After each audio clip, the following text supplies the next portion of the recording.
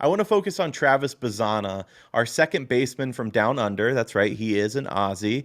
Welcome back to Cleveland. Obviously, the first time around for an Aussie was Dellavedova. Maybe not first ever, but notable. Um, but I want to talk about him because he just got called up to AAA, and I'm curious. Do you think we're going to see him in the show before the year's out?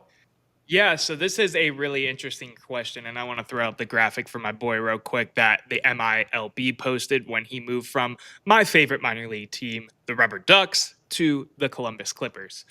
Um, I think there's a decent chance just because of the roster expansion rules that happen at the end of the year and that not counting towards his major league clock starting. They did this with Bo Naylor the year before Bo actually got called up. He was on the expanded roster and did nothing but was still there. So I could see them calling him up in that role, and I'm not comparing him to Bo Naylor. He's a better prospect than Bo was. He was the first overall pick. Bo Number was at one the end pick, of the yeah. first round. Um, so I could see him getting called up and playing some time, maybe even in this year, just for the sake of doing it, because it doesn't really cost the front office anything for doing so. But I don't know if I would bet money on it. What do you think? Yeah, I mean, let me tell you what I really like about the kid, and that is that he's extremely patient at the plate. I think he garnered 3 walks in his debut in AAA. Yeah, Um, give him a shout out real quick too, because he did have an RBI single to start the game today in Columbus as well. But yes, you're correct. 3 walks.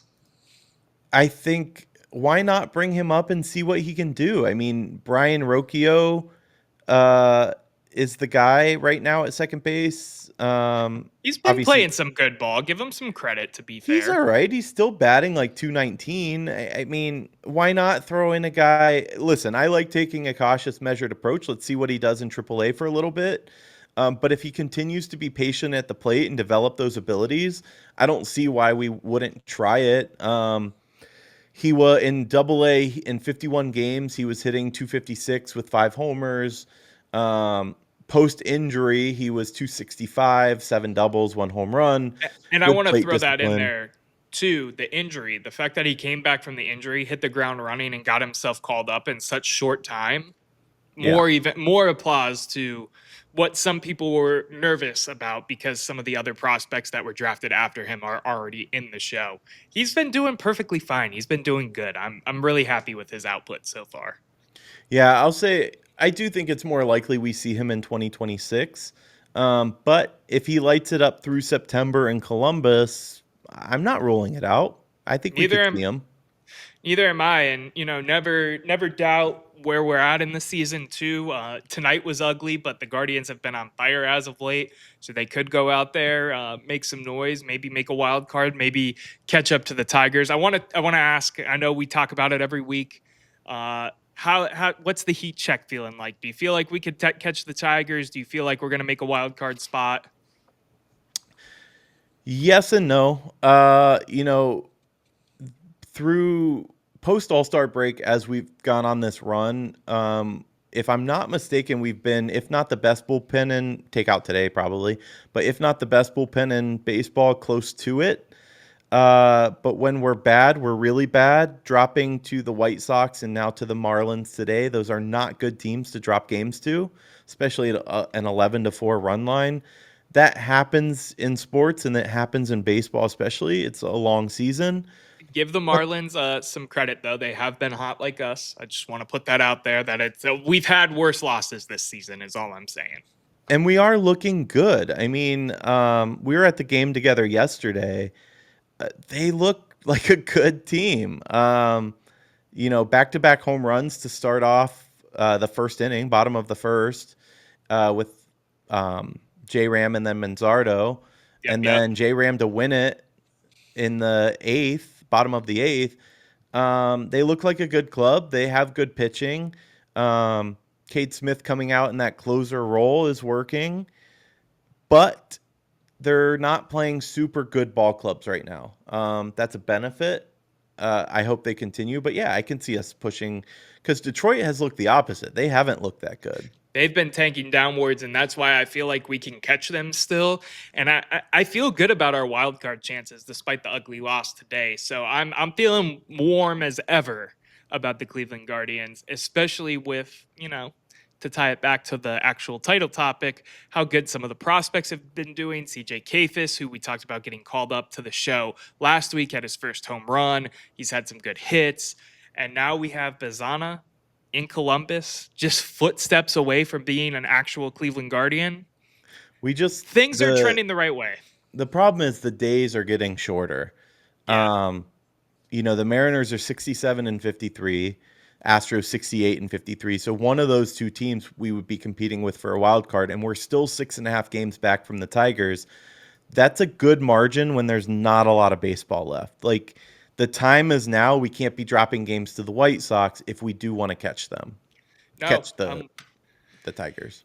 I'm with you, and we will keep it rolling and see what happens. This team has been hot. They are losing games here and there, but they're winning series, and that's all you can really ask for, especially with how down the season seemed after the gambling investigations came out. Real quick, we don't have to dive into it super hard. I know we're at the end of the show, but did you see that the Ohio Gambling Authority is now involved with this whole investigation as well? So it is really not looking good for I Luis Ortiz and did Emmanuel not see Clase. that. No. Yeah, yeah, Yeah, we were talking a little yesterday. I'm curious what happens because it came out that Class A had taken out loans based on future earnings.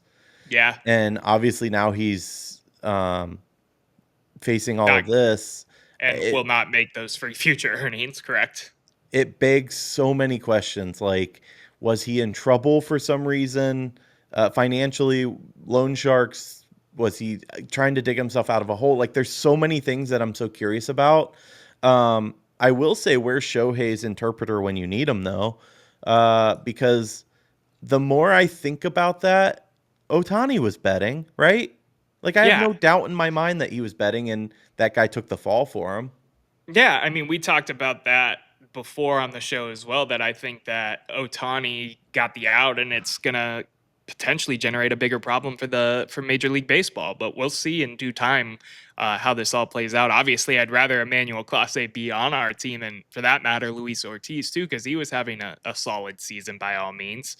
Uh, But that's but my I would point. Like, just I would just put it at no at this point. if MLB swept Otani under the rug, and then they're coming after Clase and Ortiz, that has other problems. Like, I think the Players Association will have some issues there where you can't rules for me, not for thee kind of situation. Just because he's the face of baseball, I think they But then open you that get back in up bigger. then you get into a sticky situation on the other hand of can you prove that Otani was actually bet? And you go down a rabbit hole that the billionaires are probably going to beat the millionaire players. And I don't know. It's messy. Like I said weeks ago on the show, it's going to get messy if this continues to go towards the route that it's looking. I mean, you have a big name, the biggest named closer in baseball, potentially done for his career because of betting. And you could tie that every which way and point fingers every which way as to what could have caused that or spurred it to become a bigger problem in the league. Yeah, I'm with you. It's interesting. I'm a big fan of let players bet as long as it's not on themselves or their own teams or the game that they're playing in. If Class A wanted to bet on the Dodgers, I'm fine with that. When we're not playing the Dodgers, I think they should free them a little more in that respect. But obviously, these guys are trying to make more money. What they're doing with their millions of dollars that they need more, whether it's greed or some other larger issue, obviously needs to be studied because two players from one team. I mean, here's what I want to know, honestly. You have guys in baseball that, like, they have agents, they have advisors, they have accountants. Did they talk to nobody and say that said like don't be a like nobody's in their life saying don't be a moron, you're gonna get caught?